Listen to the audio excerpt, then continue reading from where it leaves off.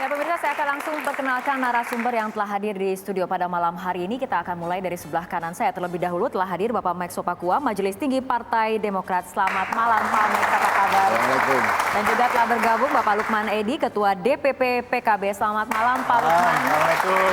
Waalaikumsalam. Dan kita beralih ke sebelah kiri saya telah hadir Mas Henry Satrio, analis komunikasi politik. Selamat malam Mas Henry.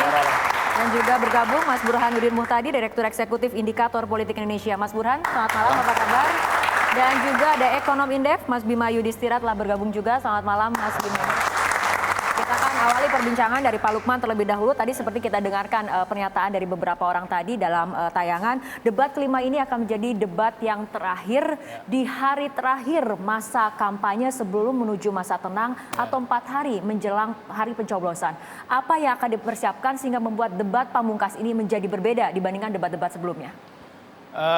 Kami selalu mempersiapkan diri sebaik-baiknya untuk menghadapi setiap debat, ya, karena yang seperti kami ketahui bahwa setiap tahapan-tahapan debat pertama, debat kedua, debat ketiga, dan keempat, kami selalu mendapatkan keuntungan, ya, dalam persepsi publik berkenaan dengan kesempatan itu dipergunakan sebaik mungkin oleh Pak Jokowi untuk menyampaikan, terutama untuk menyampaikan kepada publik berkenaan dengan jawaban terhadap berbagai macam isu-isu negatif soal kepemimpinan beliau. Artinya untuk debat kelima ini ada kemasan yang berbeda atau tidak? Nah, terutama debat kelima, karena debat kelima ini adalah tema ekonomi, tema yang selalu menjadi serangan dari pihak 02 kepada pihak 01, dan kami pasti akan mempergunakan waktu ini sebanyak mungkin, ya. Artinya begini, Pak Jokowi akan memanfaatkan debat kelima ini sepertiga untuk menyampaikan kepada publik berkenaan dengan jawaban berbagai macam tuduhan-tuduhan negatif, hoak, fitnah, dan lain sebagainya dari 02. Sepertiga lagi disampaikan adalah apa yang akan beliau lakukan dalam rangka untuk memberikan jaminan pembangunan ekonomi ke depan, dan selebihnya sepertiga lagi tentu adalah memperkenalkan narasi-narasi positif sehingga kemudian dalam tanggal 17 April nanti rakyat itu benar-benar bersukacita lah menghadapi pemilu. Jadi baik. Debat kelima itu persiapan kita seperti itu. Pak Max, bagaimana dengan kubu 02? Saya lihat begini ya, ini kan seperti misalnya pertandingan. Kita sudah lewati setengah kompetisi berbagai dengan 4 kali, dan ini adalah final. Ya. Kalau kita bicara final, semua dipersiapkan, all out. Apapun, sisa kekuatan pun akan dilakukan. 02, kekuatan all out seperti apa? 02 akan menyiapkan semua hal-hal yang menyangkut kemandirian diri dia, mengenai show of force dia sebagai calon pemimpin masa depan dan lain-lain sebagainya. Dia akan maju dan akan menampilkan itu. Persoalannya adalah bahwa kita akan melihat show of force dari kedua belah pihak, dan rakyat akan menilai siapakah di antara kedua belah pihak itu yang memang memiliki show of force yang masuk di akal dan tidak masuk di akal. Tanggapannya mengenai show of force di debat kelima nanti? Kalau debat kan kita tidak mengambil implikasi dari show of force-nya, tapi debat itu poin-poin penting yang bisa kita bentangkan dan sajikan kepada masyarakat adalah soal visi, soal misi, ya. Kemudian soal program-program, jawaban berbagai macam isu negatif misalnya. Kalau dari pihak 01, ya, dari pihak Pak Jokowi, itu dalam rangka untuk memberikan edukasi kepada publik, kepada masyarakat, sehingga berbagai macam isu-isu yang berkembang yang tidak tersaring dengan baik di berbagai macam sosial media, itu di debat itulah jawabannya. Ya, makanya kemudian Pak Jokowi tidak pernah kemudian memanfaatkan debat itu untuk misalnya hanya sekedar gimmick, ya, hanya sekedar show of force gitu, tapi justru memberikan edukasi kepada masyarakat. Pak Lukman juga harus tahu, bahwa ada kalanya pengalaman kita tonton di TV beberapa kali dan menghadiri tempat waktu debat juga. Kita lihat bahwa ada jumping, ya. Ada kalanya pertanyaan yang sebenarnya harus dijawab dengan substansi yang benar untuk didengarkan oleh masyarakat keluar. Lain lagi, ya, misalnya lari jawabannya ke menyerang yang lain, ke sisi-sisi yang lain. Nah, di saat kita akan menutup debat terakhir ini pada tanggal 13 yang akan datang, masyarakat mengharapkan bahwa yang ditanya sama panelis itulah yang dijawab. Oke, berbicara Jangan mengenai keluar dari substansi panelis ya. itulah yang dijawab gitu. Ya.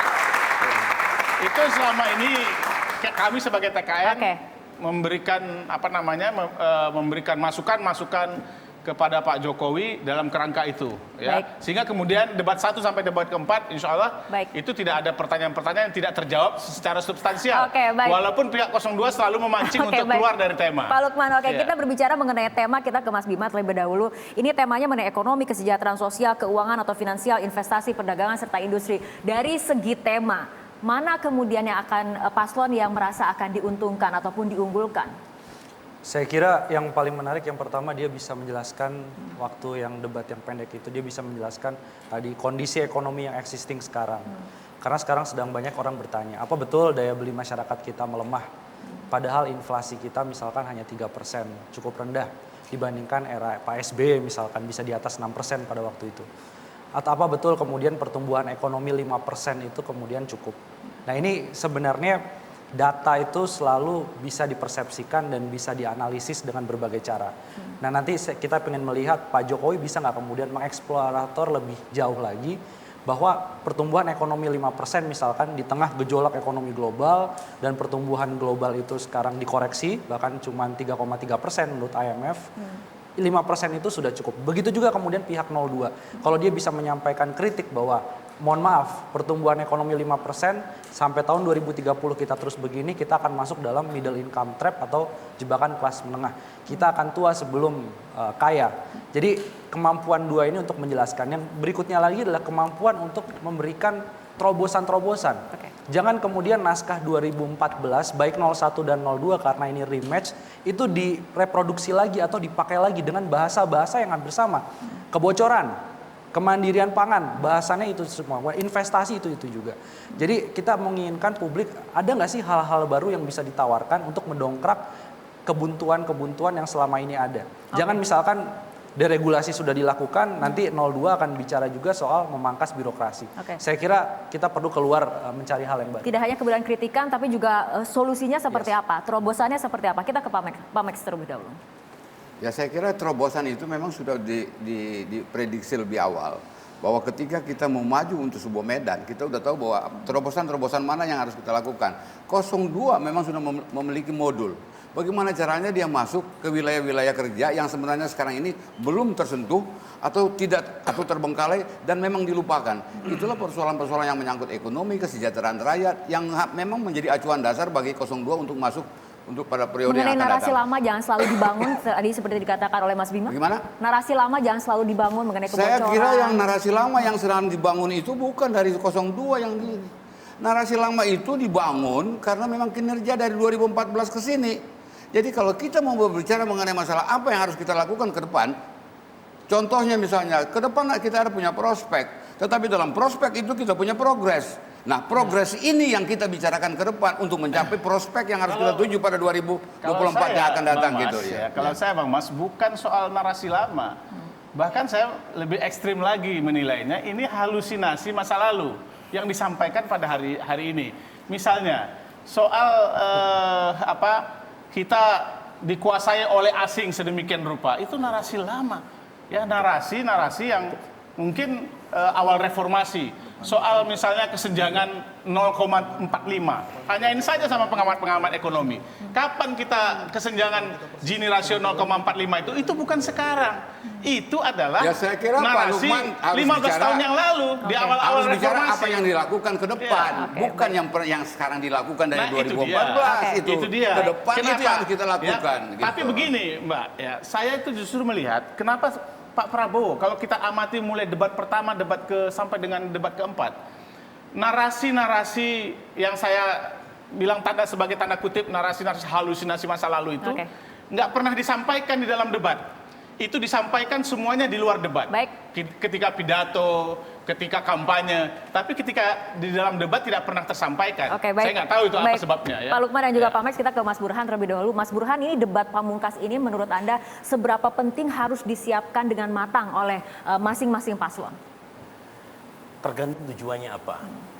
Sebelum debat perdana dimulai 17 Januari, ekspektasi saya secara personal tinggi terhadap debat. Tapi setelah berlangsung 4 kali debat, saya harus mendiskon ekspektasi itu. Apa yang membuat Anda harus mendiskon ekspektasi? Pertama, dilihat dari sisi substansi.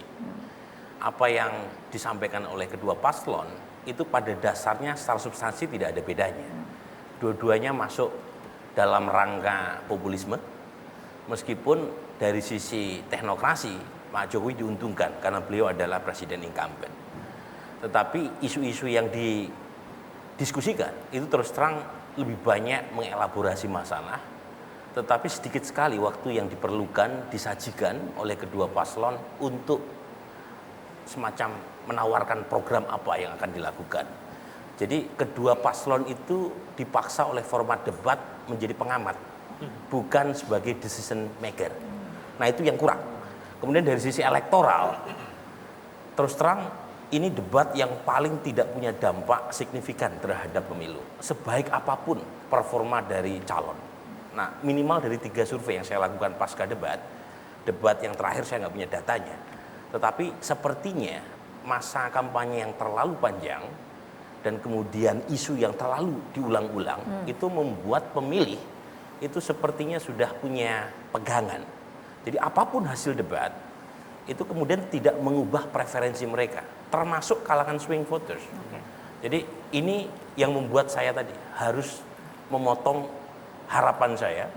Dan karenanya buat paslon supaya harapan saya kembali pasang, gitu ya, kembali naik, itu sebaiknya kembali ke jalur yang benar. Gitu ya. Jalur yang benar ini seperti apa, Mas Burhan? Jalur yang benar pertama KPU-nya dulu. Jadi debatnya itu jangan memperlakukan paslon seperti anak kecil. Mereka bagaimanapun orang terbaik yang akan kita beri amanah. Yang kedua terkait dengan paslon tadi, mau tidak mau itu dipaksa untuk memberi programatik, bukan sekedar bicara, mengevaluasi keadaan, tampil seperti pengamat, padahal mereka punya mandat untuk mengurusi ratusan juta. Menjadi decision maker ya. Mas Burhan tadi mengatakan selama 4 debat ini harus dipotong harapannya. Kalau Mas Henry ini seperti apa? Tapi tahan dulu nih jawabannya, karena kita harus ikuti jeda berikut terlebih dahulu. Pemirsa, kita lanjutkan kembali perbincangan. Mas Henry, ekspektasi Anda untuk debat seri pamungkas ini seperti apa? Harusnya ini menjadi peak point penampilan masing-masing capres-cawapres ya. Jadi debat ini kan sebetulnya masalah show. Memang konten menjadi penting, tapi yang diperhatikan itu lebih ke show-nya. Makanya banyak sekali yang memperhatikan hal-hal gestur, mimik gitu ya. Nah, kalau kita lihat, saya akan hilangkan debat ketiga, karena debat ketiga ini kan cawapres. Debat pertama dan kedua, ini baik Pak Jokowi maupun Pak Prabowo ini mencoba menampilkan sosok yang baru. Pak Jokowi sebagai petahana menampilkan lebih percaya diri, kemudian ingin menampilkan citra tegas, sementara Pak Prabowo ingin menampilkan citra ramah. Di debat keempat tidak begitu. Debat keempat Pak Prabowo nampaknya ingin mengentertain loyalisnya dia. Jadi pada saat ke-1 dan kedua ramah untuk meraih swing voters mungkin, tapi di debat yang keempat berusaha untuk menyenangkan para pendukungnya, loyalis. Pak Jokowi juga begitu. Pak Jokowi ingin juga menyenangkan pendukungnya dengan ramah tadi. Hanya saja mungkin di debat keempat tadi, di debat keempat yang lalu Pak Jokowi agak terkejut dengan penampilan Pak Prabowo yang langsung ngegas sampai rantainya putus tuh kan terakhir itu. Tapi di debat kelima ini adalah debat yang paling ditunggu karena masalah perut, Rara. Sehingga apapun nanti yang disampaikan itu akan berpengaruh terhadap ekspektasi publik di ekonomi mereka. Apalagi sepanjang waktu antara debat keempat dan kelima ini, masing-masing paslon mengeluarkan berbagai jurus yang tiba-tiba keluarnya lebih menarik. Seperti Pak Jokowi, saya akan lawan, atau gaya gebrak-gebrak mejanya Pak Prabowo dengan berkali-kali mengatakan saya muak, saya muak, saya muak. Nah itu akan ditunggu apakah akan tampil seperti itu nanti di debat kelima. Pak Lukman, bagaimana gaya Jokowi nanti di debat pamungkas?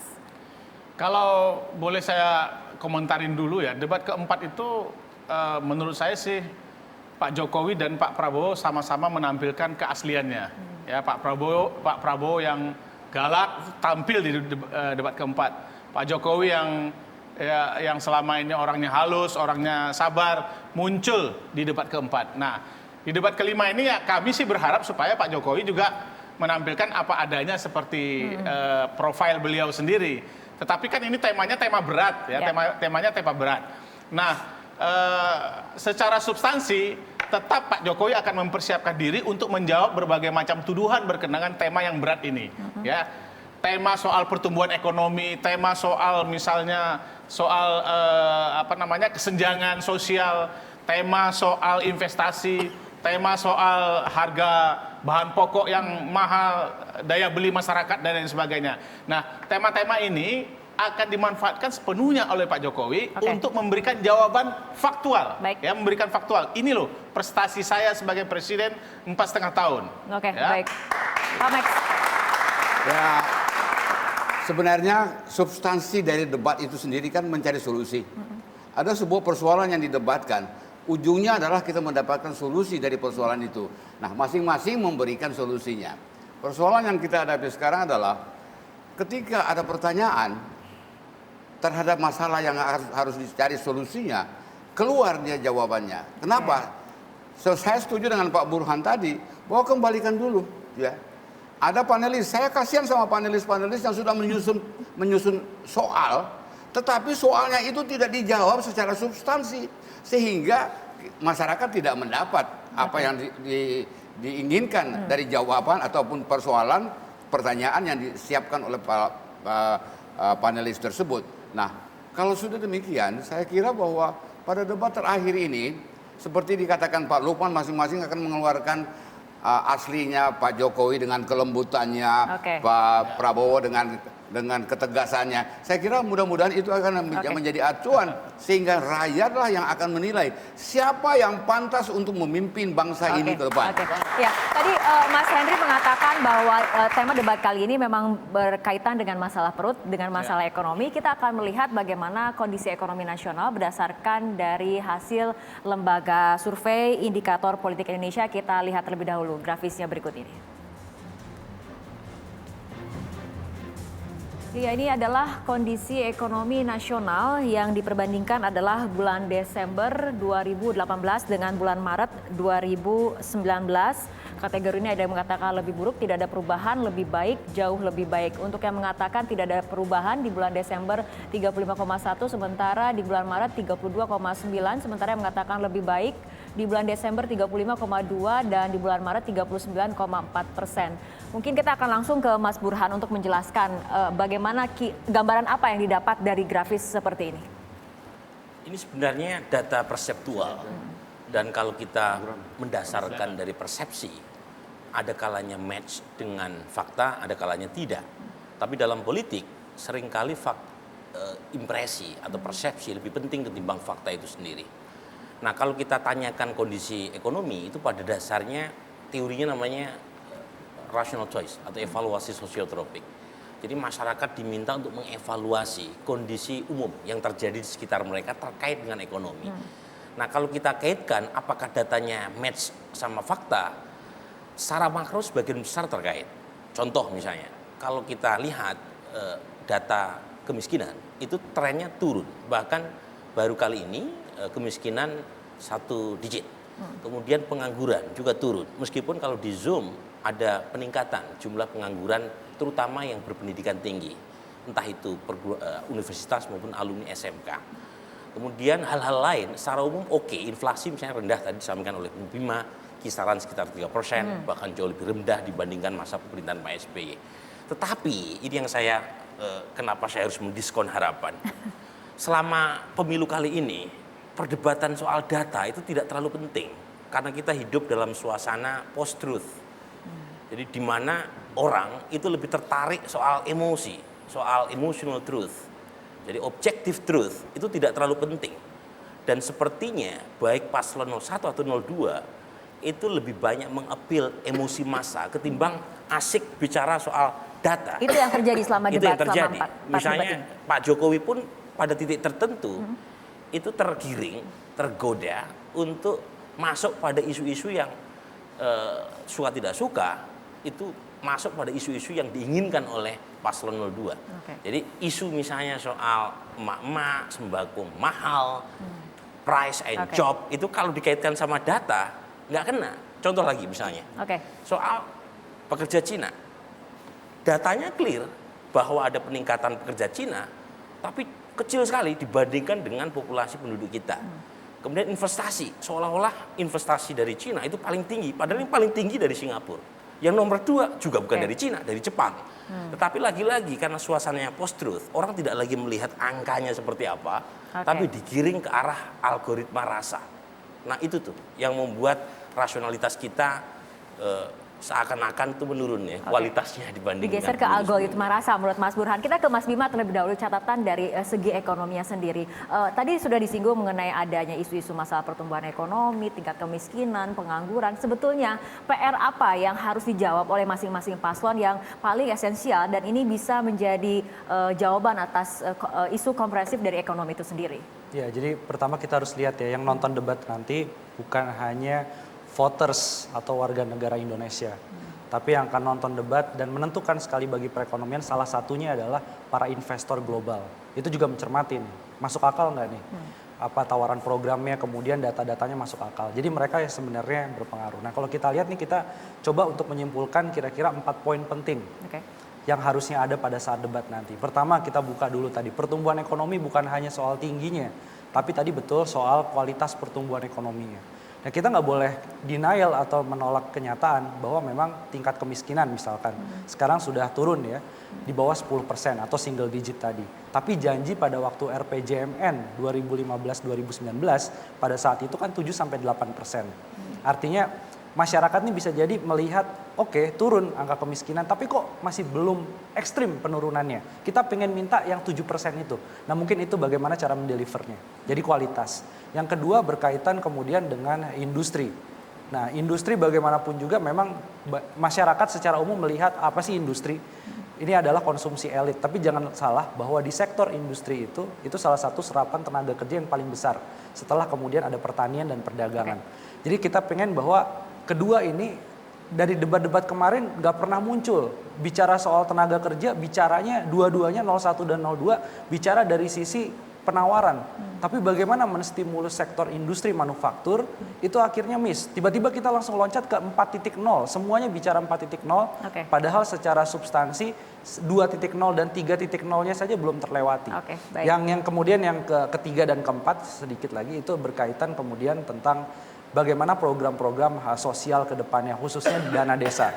Karena dana desa bisa nggak dia mengentaskan kemiskinan, dan bagaimana mengelola dana desa bisa lebih produktif, bukan hanya untuk bangun infrastruktur. Baik. Kita akan ke poin pertama dulu mengenai pertumbuhan ekonomi, tidak hanya dari angka, tapi juga kualitas. Pak Lukman. Ya, makanya oleh sebab itu perlu ada komitmen bangsa ini, supaya pembangunan itu terjadi keberlangsungan, ya. Sehingga kemudian target-target besar berkenaan dengan pembangunan ekonomi kita itu bisa diselesaikan oleh Pak Joko Widodo. Ya.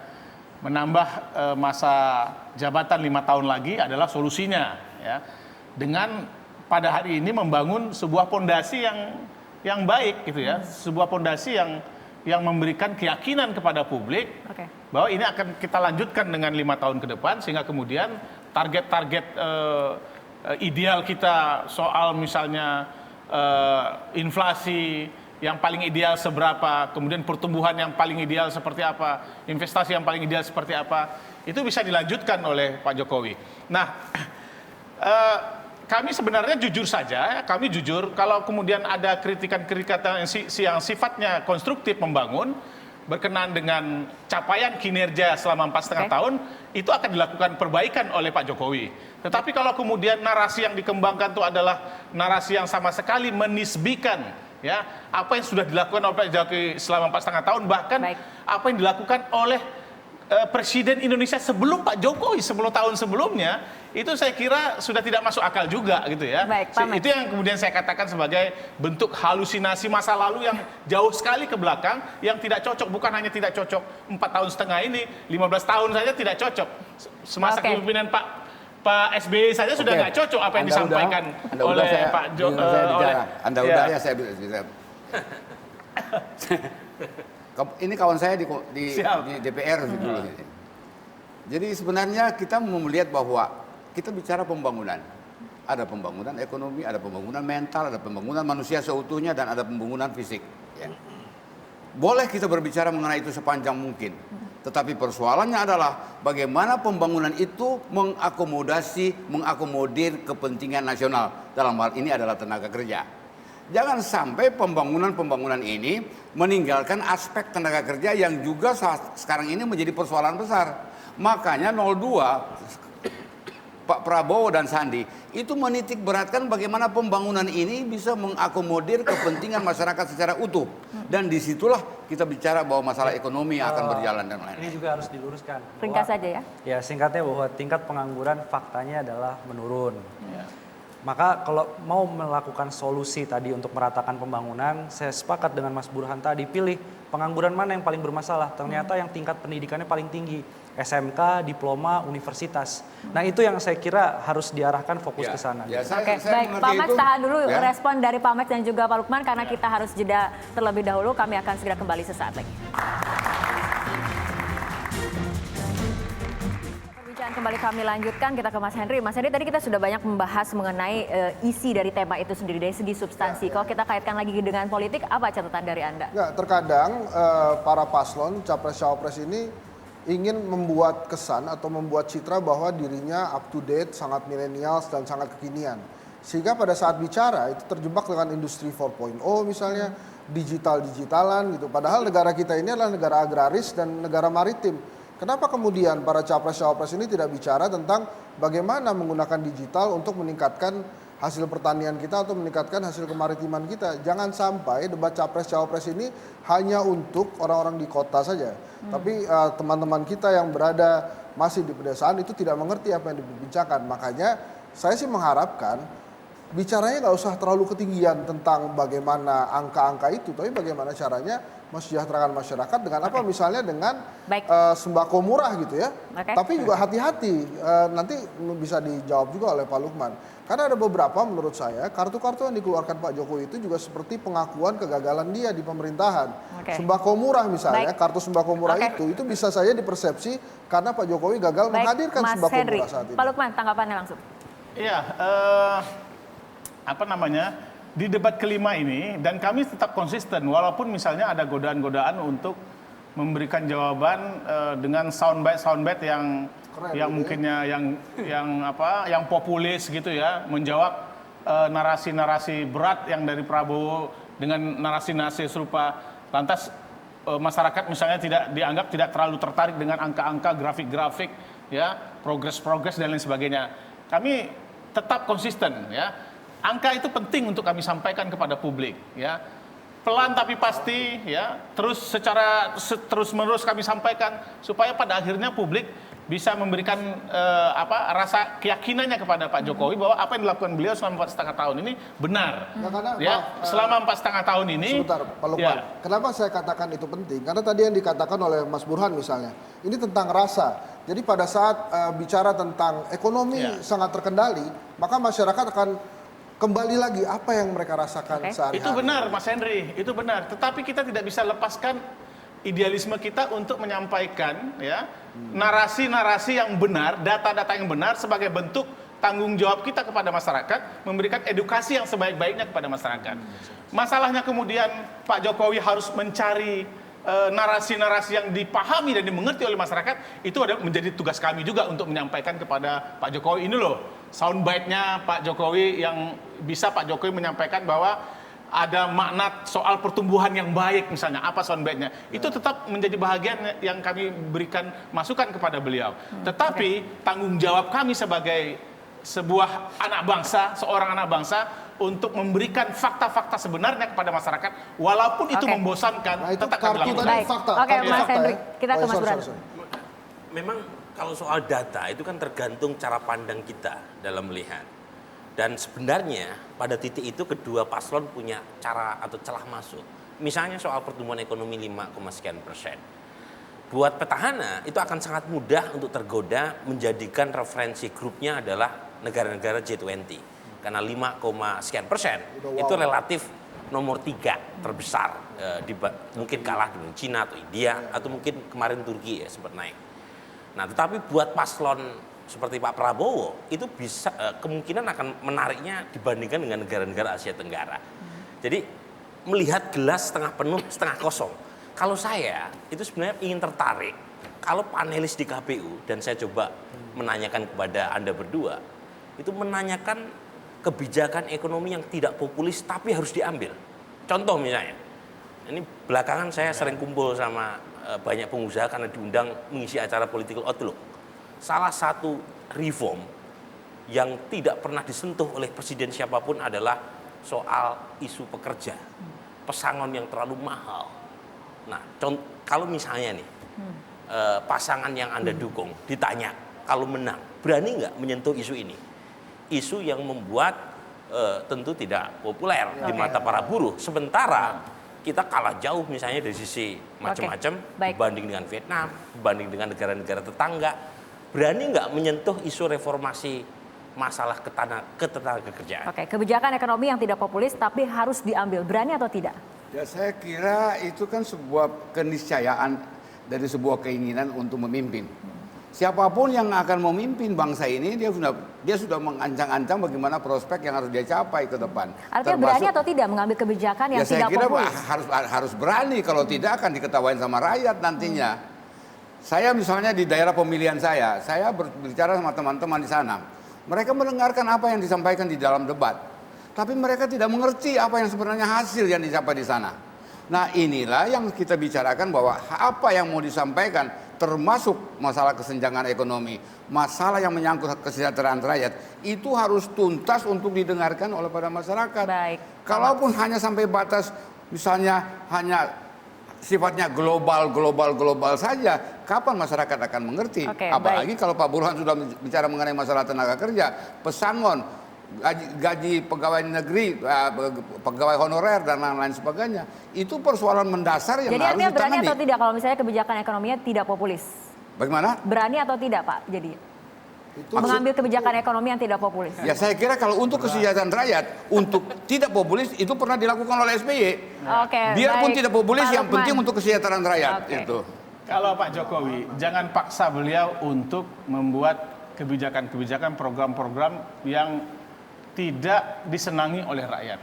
Ya, ini ya mungkin bahagian dari sebuah garis yang harus kita memberikan penilaian kepada Pak Jokowi. Ya.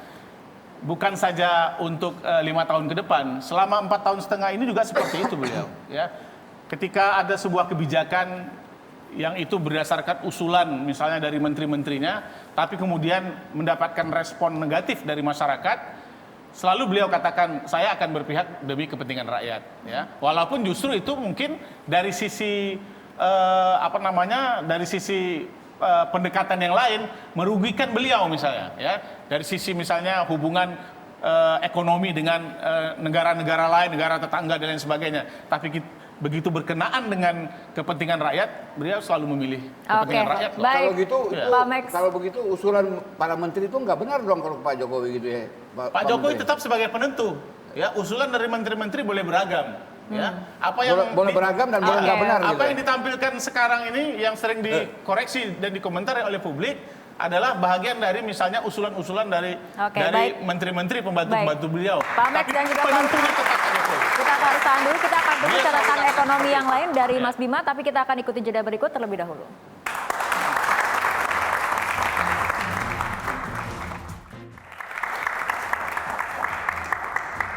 Ya, pemirsa, perbincangan kembali kami lanjutkan. Mas Bima, untuk debat terakhir ini artinya catatan apa yang menurut Anda memang harus dijawab oleh masing-masing paslon? Saya kasih 3 nih. Kalau 2 nanti kiranya berpihak lagi. 3. Yang pertama, fakta bahwa kita terjadi deindustrialisasi prematur. Negara Asia lainnya industrinya memang turun porsinya, tapi kita yang paling cepat salah satunya. Jadi gimana nih solusi untuk membalikan industri kita sehingga bisa tumbuh lebih bagus lagi dan porsinya bisa kembali paling nggak 25% dari PDB. Yang kedua, daya saing. Kalau kita melihat daya saing kita, ini kita melihat ada reform, ada ease of doing business juga ada perbaikan, kemudahan berbisnis ada kebaikan, iya. Tapi kita masih tertinggal juga untuk ease of doing business dengan Vietnam. Vietnam bisa capai 7%, kenapa kita hanya 5%? Solusi konkretnya apa untuk daya saing tadi? Yang ketiga, saya kira yang paling penting soal ekspor atau impor ini. Neraca perdagangan kita tahun 2018 kemarin defisit perdagangan cukup lebar. Solusi apa yang bisa ditawarkan? Saya kira kedua belah pihak yang extraordinary, jangan cuma itu aja solusinya. Langsung Pak Lukman. Ya, kalau 01 kan beberapa waktu yang lalu juga sudah menyampaikan ya komitmen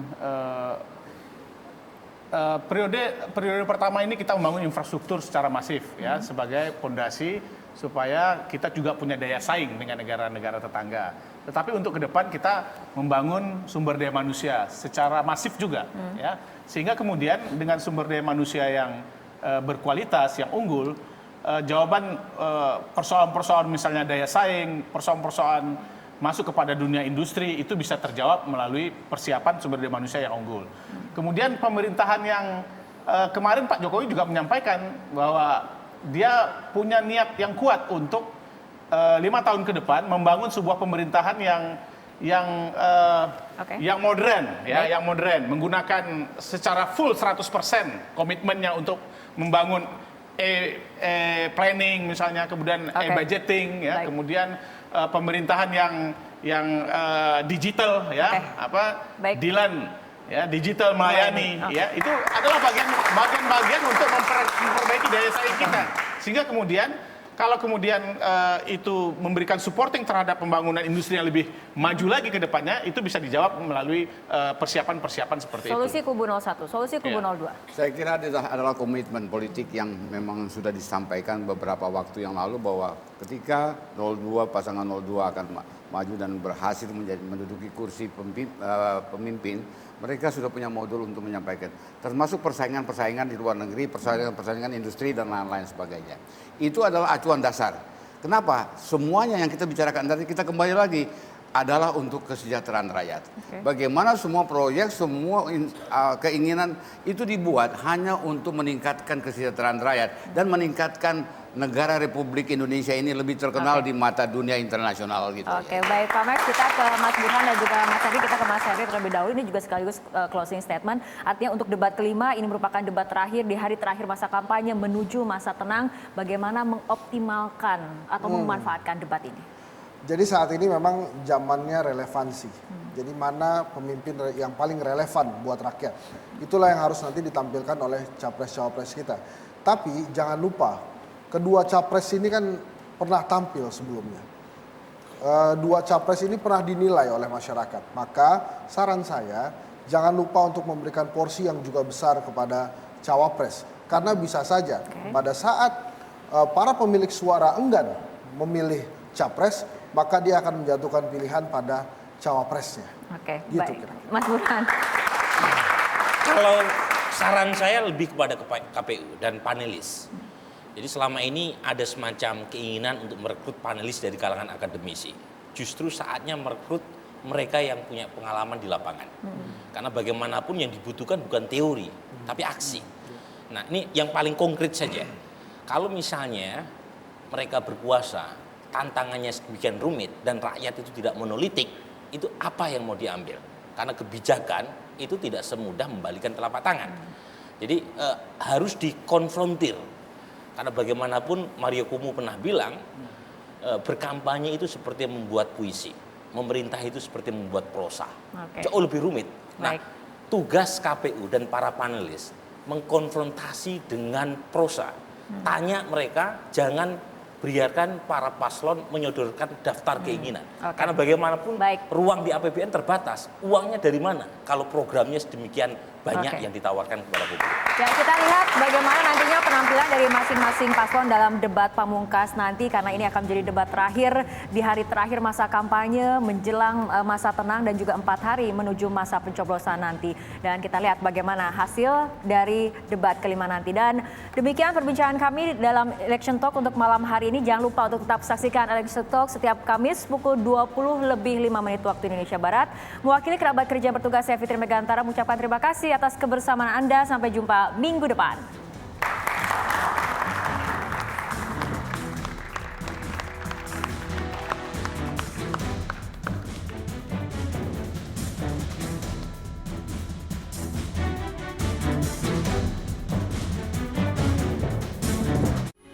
Metro TV, knowledge to elevate.